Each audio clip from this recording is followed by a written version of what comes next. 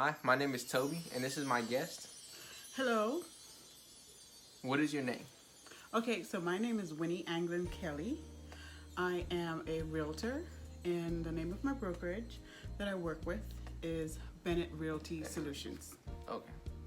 So that was number one. Number two is, what does a typical work day or work week look like for you? Well, a typical work day actually begins the day before with planning and seeing what my schedule will be like. So in the morning, I would typically call buyers and sellers, wanting to make sure that they know their options in the services that we offer. And also in the evening, typically in the evening, I would do showings of homes or appointments with sellers to list and market their home. Okay. Number three, in what ways does your company advertise, and why do you prefer those marketing strategies as opposed to other ones? That's a good question. My company advertises in a variety of ways. The thing with the real estate industry, it is dynamic, and my company seeks to use different methods of marketing. For example, recently we got into algorithms, making sure that we are looking at the typical buyer and seller and the likelihood of them wanting to buy or sell.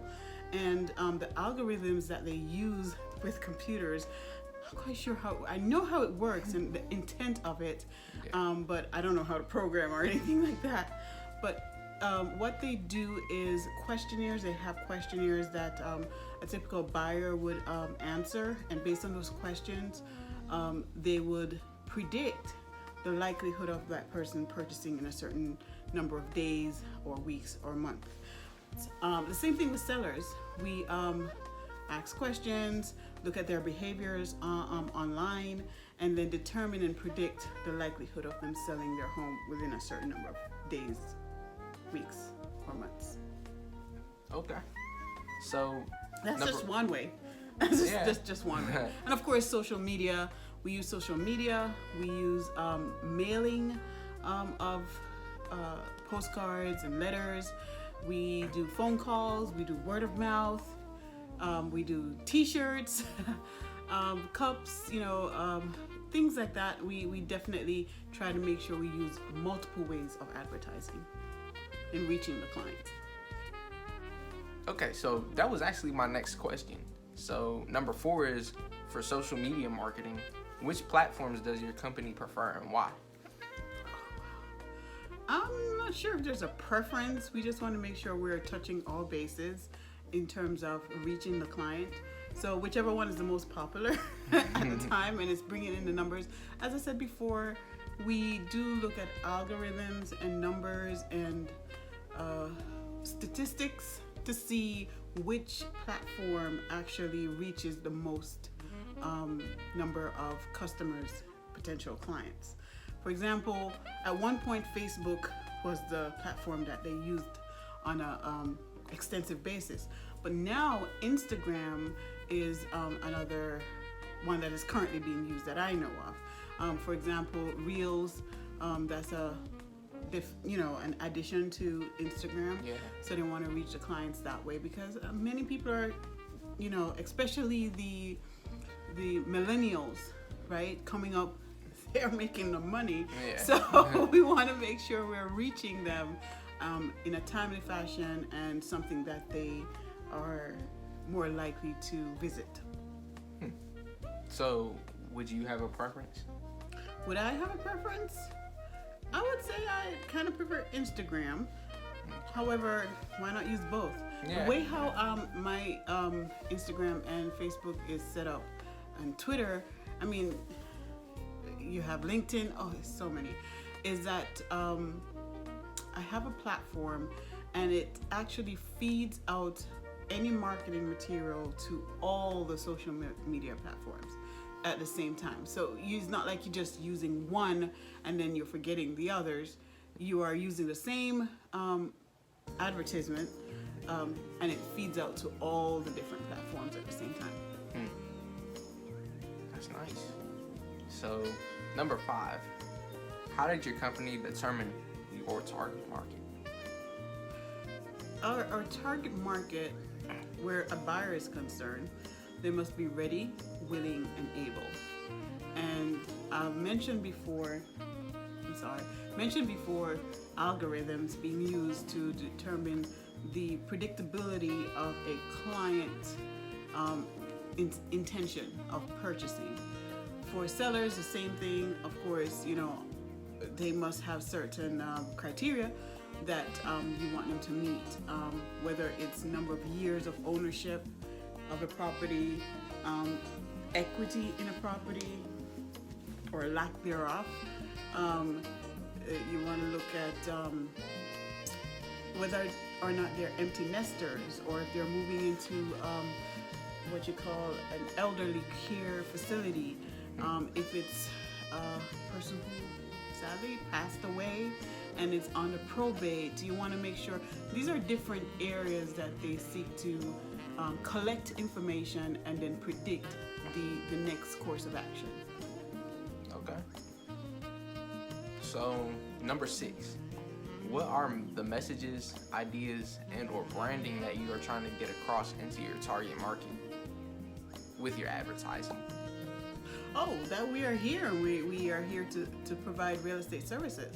As I said before, whether you're buying, whether you're selling, whether you're renting a property or wanting to rent a property, we target investors. We look at first-time home buyers who want to matriculate or move up from an apartment or from renting to actually home ownership. We look at investors also. They want to have multiple properties as a means of income or passive income. We also look at repeat home buyers. If they want to move up or they want to downsize their property. We want to make sure we are providing the services. You got to understand that real estate is a diverse industry. It is a diverse industry. And being a diverse industry, there are so many different aspects to it. And understanding how to navigate the buying process. You need an agent like me, a realtor, a professional like myself. And in order to make sure you get from proposing your offer to the settlement table, because anything can go wrong throughout the process. That does not get you to the settlement table. The objective is to make you a homeowner and get you to the settlement table. With a seller, again, it's a hard field to navigate if you don't know what you're doing. There are legal paperwork that is involved, certain things that need to be up to code with properties, making sure that our new buyers or homeowners will be safe in the property. And if it's an as-is property, then we want to make sure that that is documented and disclosures are being made. So, there are so many different areas I could go through the whole step with you, but that will take another interview. Yeah. So, number 7, this is an interesting question. So, how did the coronavirus impact your business and alter your marketing? Wow. So we experienced, of course, everyone, COVID-19 early last year. Yeah. And it affected everyone. It's interesting to note that within the real estate industry, it had somewhat of a positive effect. Sales were increased. However, it was a seller's market. It still is a seller's market. And what does that mean? Being a seller's market just means that the supply of houses was much less than the demand from buyers.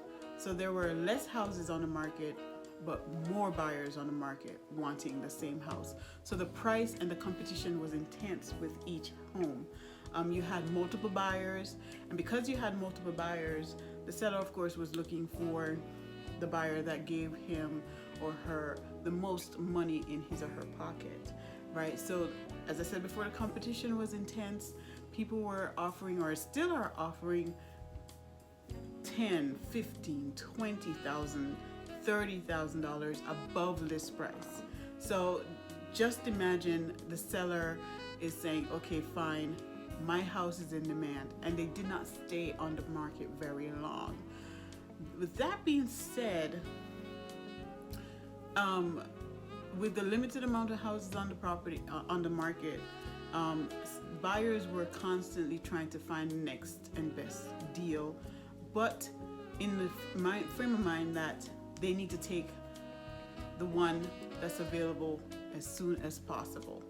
Okay, what I'm saying is, with the corona, you had to exercise certain measures, precautions, of course, the ones that were recommended by the CDC. Yeah.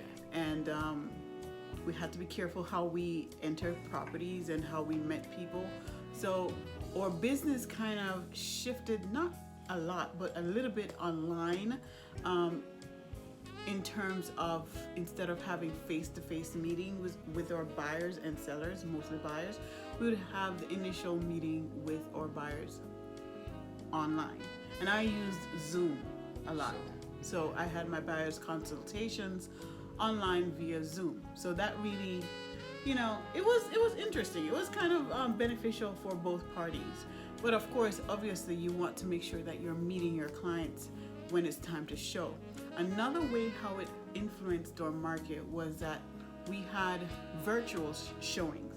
So instead of having that face-to-face showing with homes, the agent, such as myself, would go to the property, the buyer somewhere else at their home, and I would tour the home virtually with my phone, and they can see different parts of the home while I'm walking around with my phone or my camera, and they're at home. So that's another way. And of course, we have been using this before, but the extent to which it's being used, it had matriculated, it had increased, whereby we had a digital signing of documents. So of course these documents are held up in court, but so instead of having face-to-face signing with a wet signature, we would have clients sign the documents digitally from where they were at home or at work or wherever, and they can sign it on their phone, they can sign it on their computer, but it's a digital signature. Yeah. So number 8, are there any marketing trends that interest you or that you're looking to get into? Yes, definitely. There is I don't quite understand it in terms of how it works. Okay. But I know what it can do. I hope you understand that. Yeah. Right? It's called bots. Have you heard Bots. of bots? So, it's like robots, I guess it's short for robots, but it's called bots. And with this type of technology, I can be busy with on an appointment with my client or with another client, while my system is set up in such a way that if someone calls me or sends me an email or a text via Facebook or Twitter or Instagram, my bot, which is set up to answer questions, can assist someone else while I'm dealing with another client. So the bot is an artificial intelligence which responds to clients' questions. Wow. I want to know how to set that up for myself so I can leverage my business. Yeah. So number 9, do you envy or admire any other company's marketing? Of course not. I'm sure, of course, it's always ways in which I can if so, improve. Who and why? Improve my business, and there are individuals and companies and brokers that are actually killing it in the market. They're very good at what they do. So what I would like to do is to not only duplicate what they're doing, but also improve on what they're doing eventually. Now you said who and why. Yeah. our professional industry is set up in such a way that we try to refrain from being too controversial. Controversial. So probably just move on from that. I am at Bennett Realty Solutions, and all you need to know right now is Bennett Realty Solutions with Winnie. Okay, that's it. Yeah. Well, number 10 is the last one. What is the best piece of advice he/she can give to a high schooler looking to get into the business or marketing world one day? Oh, wow. Make sure it's your passion, right? Make sure it's your passion that you want to pursue it, because marketing pulls for creativity. And the way in which the, I would say, the marketing world, I'm not, based on my industry, is going, technology is a big factor, right? So you want to make sure you combine the two, your passion and technology, and see ways in which you can use your creativity to enhance that. Now, in addition, I wanted to add that most of the advertisements or marketing material that is used, they have to be relatable, right? And if they're relatable, whether it's for whatever demographic you're using, you got to make sure you understand your demographic to which you're marketing to. And you want to make sure that the material that you're sharing with them or you want to promote is relatable. So, all the best. Yeah, you can do it. Well, thank you for your time, and that wraps this up. So, thank you. All the best.